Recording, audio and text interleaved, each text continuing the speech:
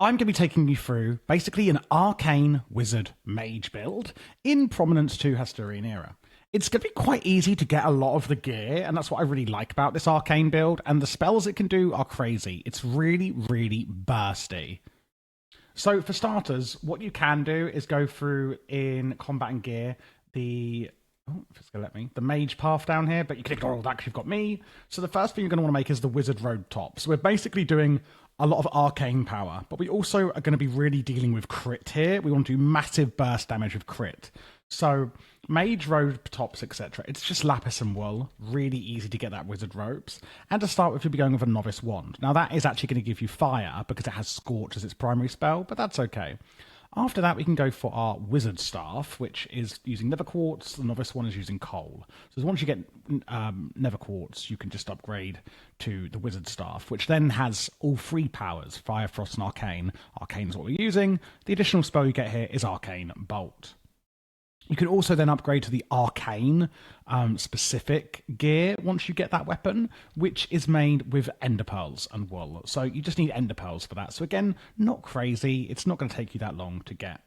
The fight, and this one gives a lot of arcane power, a little bit of armor, and some spell haste.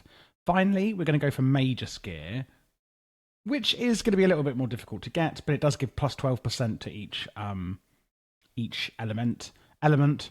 And also reabsorption. You regenerate absorption, yellow hearts, up to a maximum reabsorption gradually after not being hit for 4 seconds. On the head, however, remember I said about getting massive crit? Well, we can get the Mage Seeker hat on our head, 8% spell critical chance, and 40% spell critical damage, which is obviously absolutely massive. And this one is actually really easy to make as well. You just need an amethyst shard with some black wool and leather, and that is literally it.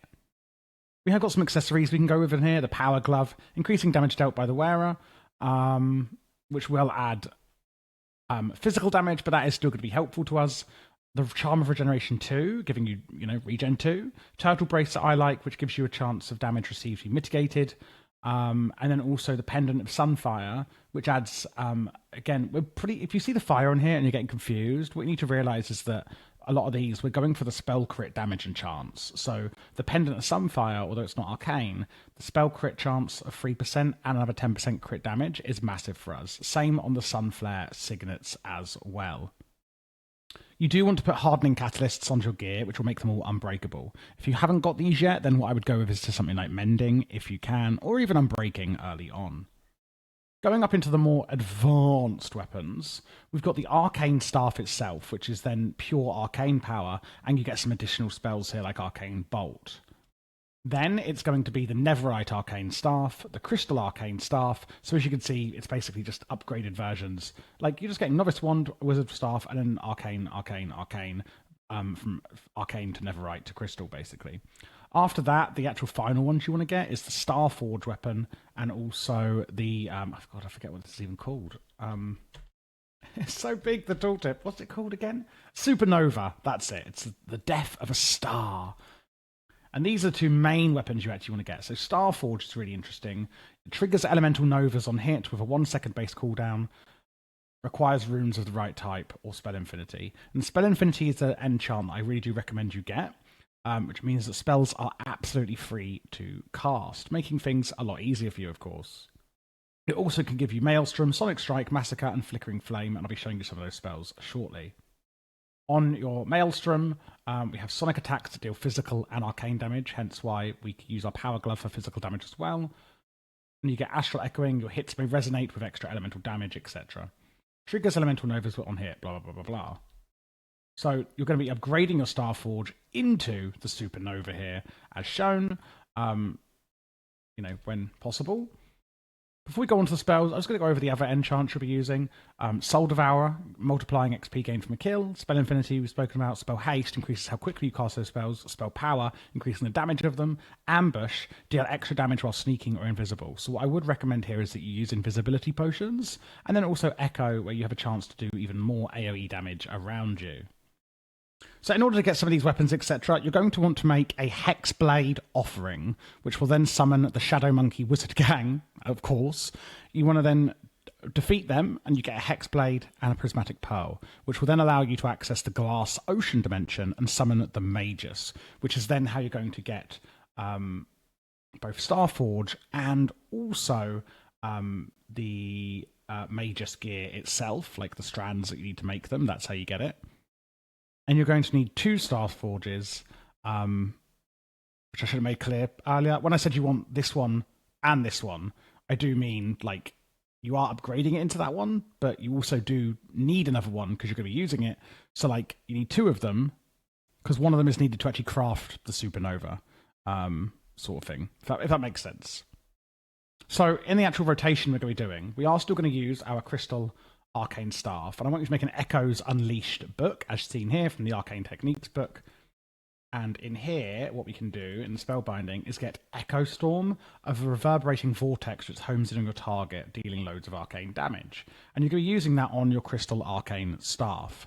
Then what you're going to do is swap over to Supernova and cast Flame Projection.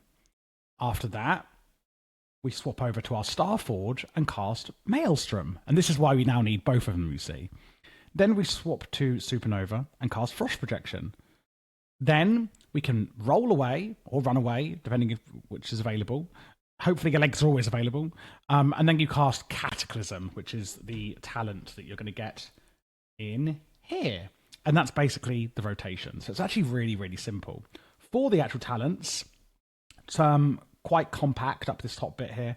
We go with Enigmatic Knowledge, of course, gaining arcane power, and then you just follow it through, as you can see on my screen. I guess you could just pause the video and look at these.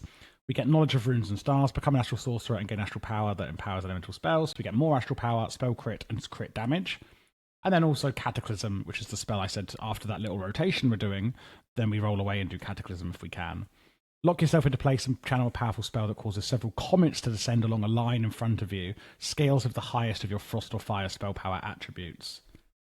And then on Supernova, you obviously start off at the bottom, getting attack speed for Supernova, going up to here. Then I would go up into damage dealt by Supernova, attack speed for Supernova, obviously more damage, and then you kind of go up to the hilt here, and then you can come back down. Depending if you have corruption resistance already on your gear or not, you can go for Astral Attunement, or then Singularity if you can deal with the extra corruption, but it gives you 30% arcane power, which is massive. One thing I have forgotten to put here is food. I would use Ender Conji. Let me just show you it. This is my... Is it Ender Conji? Yeah. Ender Conji, this gives you resistance, regeneration, health boost, and comfort, and gives you a lot more health as well, because this is a little bit of a squishy build. It's one of my favourite foods, actually, for a lot of the builds I put on here. If you are looking for other builds, do check out the playlist you see on screen. But that is pretty much how we are going to be playing an Arcane Supernova Wizard in Prominence 2.